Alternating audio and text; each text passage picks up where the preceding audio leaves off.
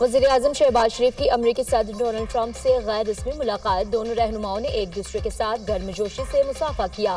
نائب وزیر اعظم اسحاق ڈار بھی اس موقع پر موجود تھے۔ امریکی صدر ڈونلڈ ٹرمپ سے وزیر اعظم شہباز شریف کی کل باضابطہ ملاقات طے پا گئی۔ ملاقات میں اعلیٰ سیاسی اور دیگر اہم شخصیات بھی شریک ہوں گی۔ امریکی صدر ڈونلڈ ٹرمپ سے مسلم ملکوں کے سربراہوں کی ملاقات۔ 50 منٹ کی ملاقات میں غزہ، مشرق الوسطی پر تفصیلی گفتگو۔ آپ سب نے بہترین کام کیا جو قابل تعریف ہے۔ غزہ جنگ ختم کرنا اور تمام یرغمالیوں کی واپسی چاہتے ہیں۔ امریکی صدر ڈونلڈ ٹرمپ کے اجلاس میں گفتگو۔ امریکی صدر سے قطر، اردن، ترکی، پاکستان اور دیگر اسلامی ملکوں کے رہنماؤں نے ملاقات کی۔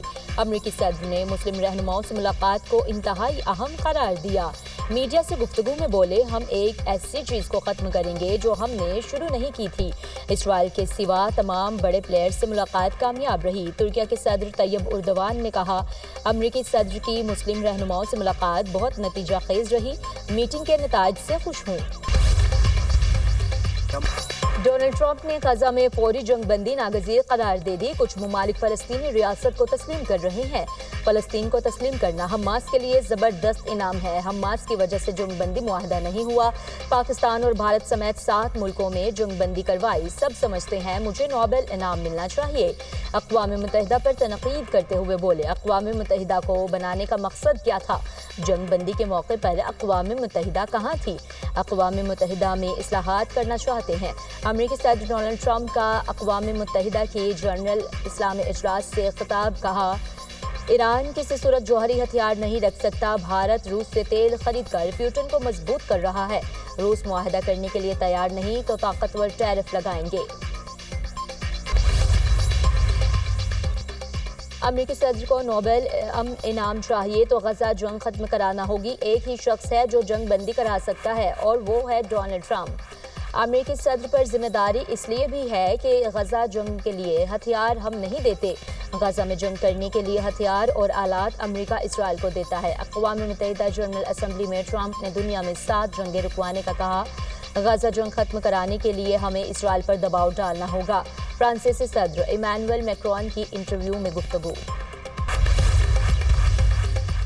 امریکی صدر امن کے داعی ہیں۔ ڈونلڈ ٹرمپ دنیا بھر میں امن قائم کرنا چاہتے ہیں۔ صدر ٹرمپ نے جنرل اسمبلی سے خطاب میں امن کے لیے کوششوں کا تذکرہ کیا۔ پاک بھارت جنگ بندی میں صدر ٹرمپ اور ان کی ٹیم کا اہم کردار ہے۔ صدر ٹرمپ کا دل کی اتھاہ گہرائیوں سے شکریہ ادا کرتے ہیں۔ وزیر اعظم کی نیو یارک میں میڈیا سے گفتگو۔ شہباز شریف کی آسٹریا کے وفاقی چانسلر کرسچن اسٹاکر سے ملاقات۔ باہمی دلچسپی کے تمام شعبوں میں تعاون مزید بڑھانے کی خواہش کا اظہار۔ وزیر اعظم شہباز شریف کی امیر قطر سے ملاقات۔ اردن کے فرمانروا اور انڈونیشیا کے صدر سے بھی ملاقاتیں۔ وزیر اعظم سے کویت کے ولی عہد شیخ صباح الخالد بھی ملے۔ دو طرفہ تعاون کی مثبت پیش رفت پر اطمینان کا اظہار۔ تجارت، سرمایہ کاری، زراعت، لائیو اسٹاک کے شعبوں میں تعلقات مزید مضبوط بنانے کی خواہش کا اظہار۔ پاکستان کا غزہ میں فوری جنگ بندی کا مطالبہ۔ سلامتی کونسل میں مشرق وسطی کی صورتحال اور مسئلہ فلسطین پر اجلاس۔ اسحاق ڈار کا فلسطینی عوام کے لیے غیر متزلزل حمایت کا اظہار۔ بے گناہ فلسطینیوں کا قتل عام ناقابل قبول ہے۔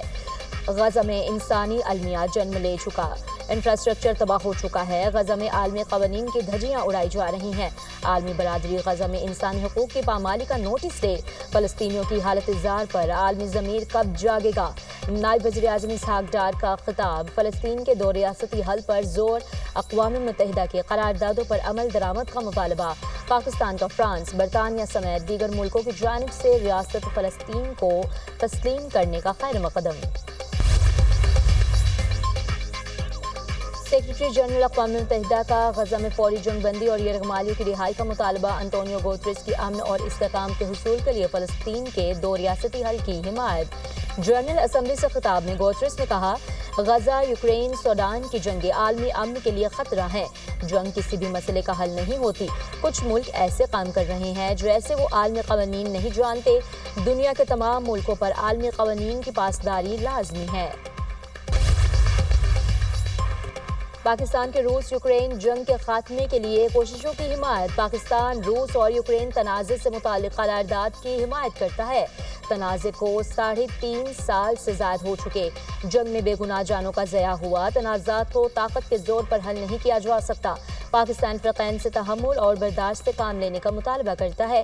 تنازع نے شدید انسانی بحران کو جنم دیا ہے۔ وزیر اعظم کے معاون خصوصی خارجہ امور طارق فاطمی کا سلامتی کونسل سے خطاب۔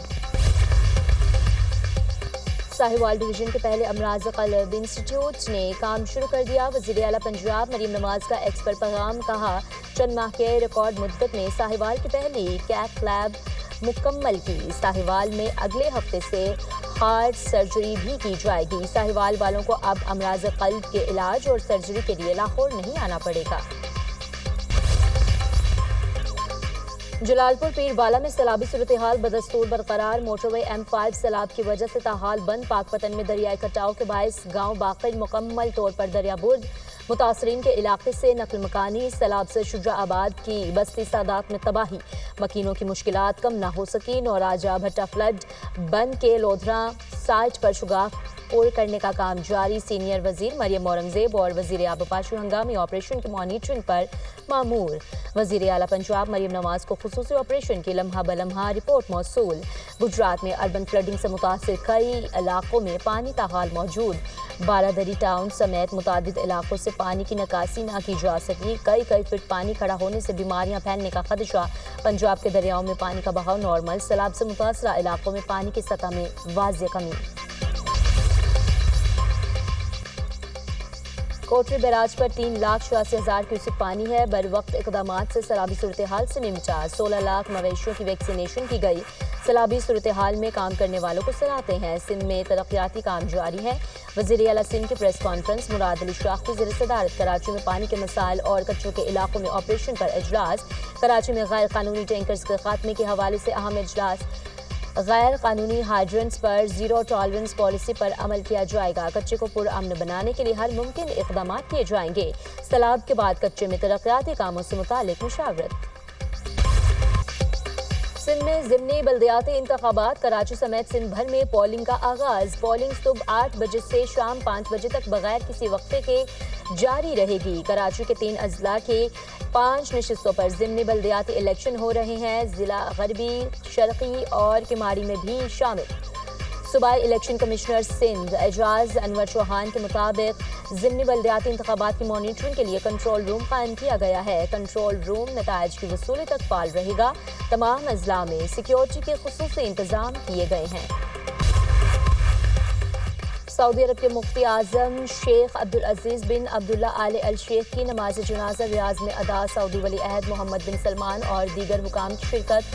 شاہ سلمان کے حکم پر مملکت بھر کی تمام مساجد میں غائبانہ نماز جنازہ ادا کی گئی۔ مسجد الحرام اور مسجد نبوی میں بھی غائبانہ نماز جنازہ ادا کی گئی۔ شیخ عبدالعزیز بن عبداللہ آل الشیخ کچھ عرصے سے علیل تھے، گزشتہ روز انتقال کر گئے۔ انہیں سب سے زیادہ بار خطبہ حج دینے کا اعزاز حاصل تھا۔ شیخ عبدالعزیز سعودی علماء کونسل کے سربراہ بھی رہے۔ صدر آصف علی زرداری اور وزیر اعظم شہباز شریف کا افسوس کا اظہار۔ کہا شیخ عبدالعزیز بن عبداللہ آل الشیخ کی وفات نہ صرف سعودی عرب بلکہ پوری